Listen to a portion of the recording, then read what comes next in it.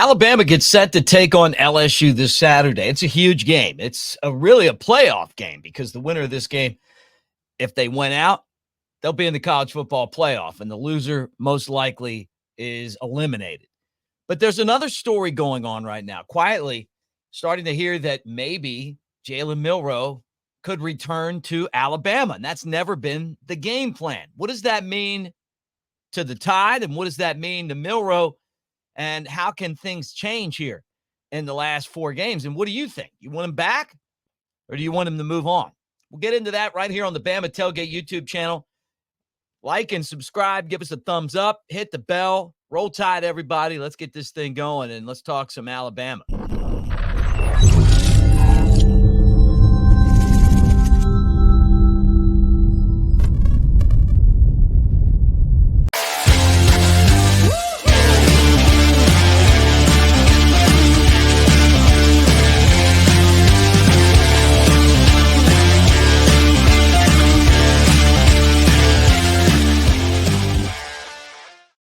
Roll Tide, everybody. Mick Gillespie here on the Bama Tailgate YouTube channel.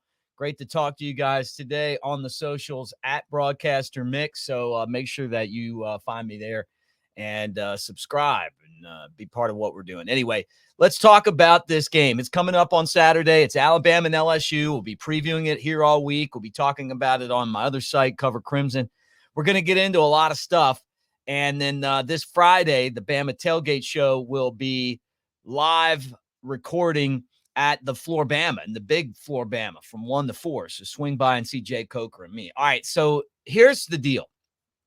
Starting to hear some rumblings that there's a chance that Jalen Milroe, who is officially a junior but has called himself a senior, could return to Alabama. So what's going on here? Why is this happening? I guess you start with this. Would it be good for Alabama if Milroe returned in 2025? I don't think so. And I'm going to tell you guys why. You got Ty Simpson waiting in the wings, right? You got Dylan Laudergan behind him. You got Austin Mack. And then you got, the guys that are coming in this class, which includes Keelan Russell, who's a 5-star out of Texas. So you already got the next wave of quarterbacks coming in. And this is just speculation, but I thought, it's worth talking about because Milroe's performance over the last 3 games has taken him from being maybe the first quarterback selected and the Heisman Trophy leading candidate to a guy that just keeps on going downhill. And we're going to talk about that in a second. But what would it mean to Alabama? Let's just start there. It would mean transfers. It would mean that there's players that are in that log that are going to leave. And you have to ask yourself, is another year of Milroe going to make that much of a difference? We've seen what Milroe can do. I've been in the Milroe wagon for a while now, but part of that is knowing that he's leaving at the end of the season to the NFL draft. But the problem is that his performance has taken his draft status and it has started to do a nosedive. For Alabama, I just think that the game plan should be Milroe goes and the next guy takes over. That's kind of how college football works. Ty Simpson's waited his turn. If he wins the job over Dylan Laudergan, Austin Mack, then he ought to be the guy. If Milroe came back, what's really going to change? We know that he's a good runner. We know that he can throw the deep ball. We know that he struggles reading defenses in the pocket. We know that sometimes he's better than others. And that, that on the road hasn't been fantastic. At home against Georgia, he's been great. And we have kind of an incomplete book on this year. Now, I like him. I've enjoyed watching him play. I think he's the most dynamic quarterback that Alabama's had. But if he doesn't start running the football effectively, then his status is just going to continue to go this way. When he was running the ball, there were a lot of RPOs he was running against Georgia. He was also throwing the ball. He was so accurate in that Georgia game.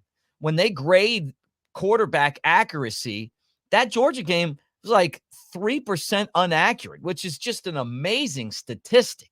Something happened between then and Tennessee where he was 17% plus inaccurate. And there was some passes in that game that were horrendous. that I figured he was hurt. But everybody keeps telling me that he's not hurt. So if he's not hurt, then something's just not right, and it could be confidence. And I hate that because as a team, you want your quarterback to be the most confident guy on the field. And you guys know I appreciate him a lot for sticking at Alabama, for the leadership that he provides.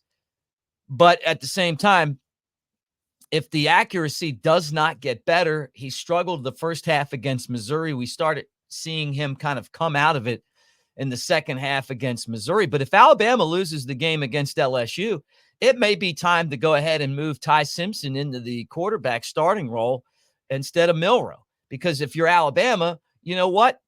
You're not making the playoff, and you have to start planning for the next year. So think about that. And I'm not saying I would do that. I'm just saying there's going to be a movement afoot to go ahead and make that happen so that you're ready and you're getting Simpson experience going in to next year. So I hope that doesn't happen. Now, what has happened since the Georgia game is a question. And to me, it comes down to this.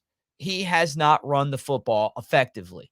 At Tennessee, at Vanderbilt, and at playing South Carolina, didn't run the ball that well. Missouri had some good runs, and as soon as he starts running the football, it changes the way that you defend Alabama. Listen to what Kirby Smart said at the end of the game when Alabama beat them. You try to defend him and Ryan Williams, and it just felt like he was in the pocket because he was injured, and that's why he didn't run the ball. Some people speculate that he stayed in the pocket because he's trying to feature himself as a guy that can pass in the pocket for the NFL.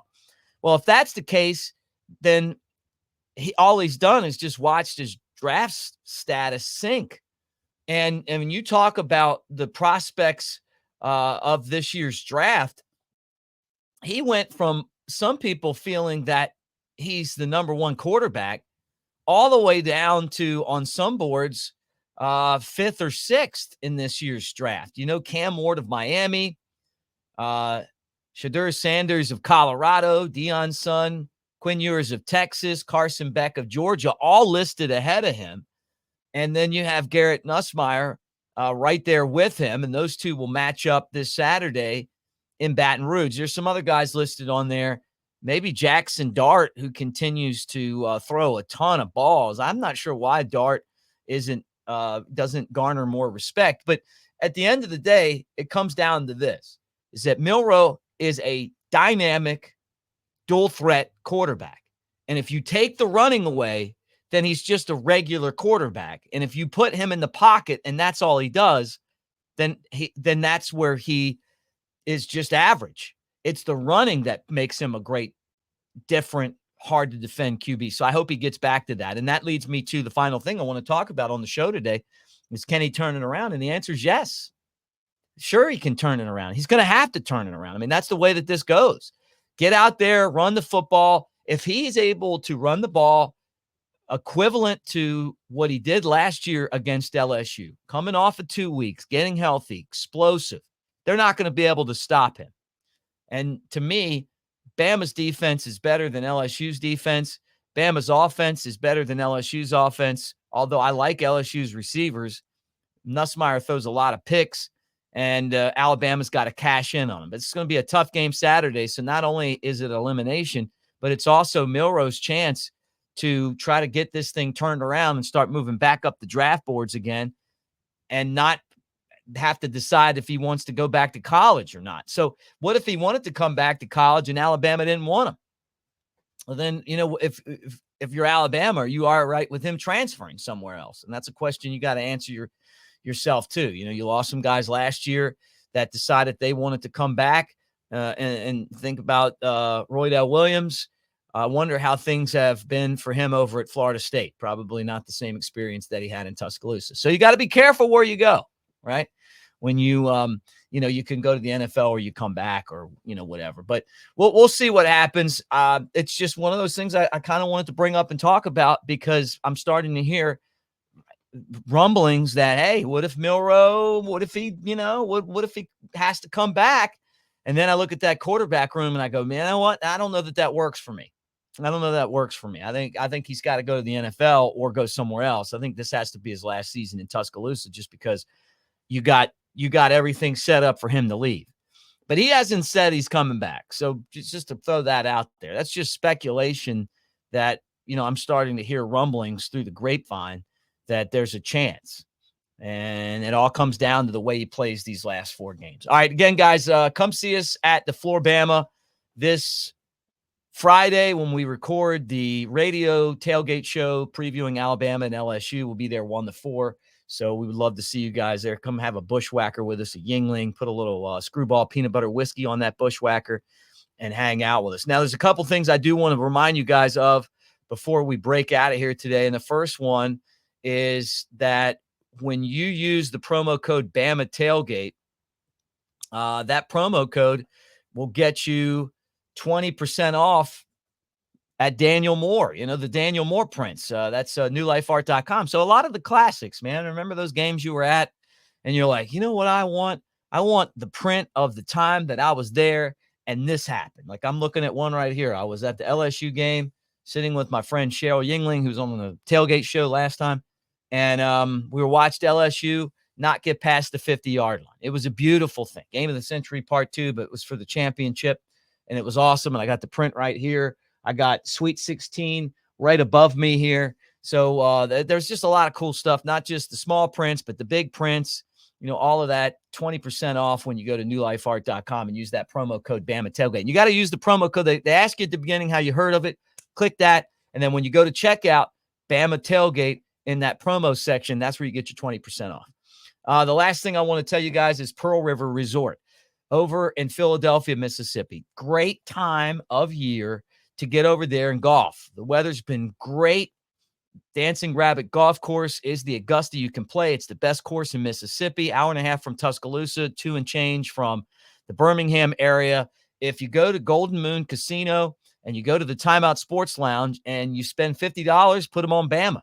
Put 50 on Bama, take that receipt over, and you can play Dancing Rabbit for $40. But they got table games and slots. They've got acts like Scotty McCrary, Tonic and Fuel are coming up, so some big-time performers will be there to celebrate 30 years of Pearl River Resort. We want to see you guys over there as well. So find out more for yourself, and roll tide, everybody, and we will talk to you guys again really soon. And make sure that you like and subscribe. Thumbs up. Thank you.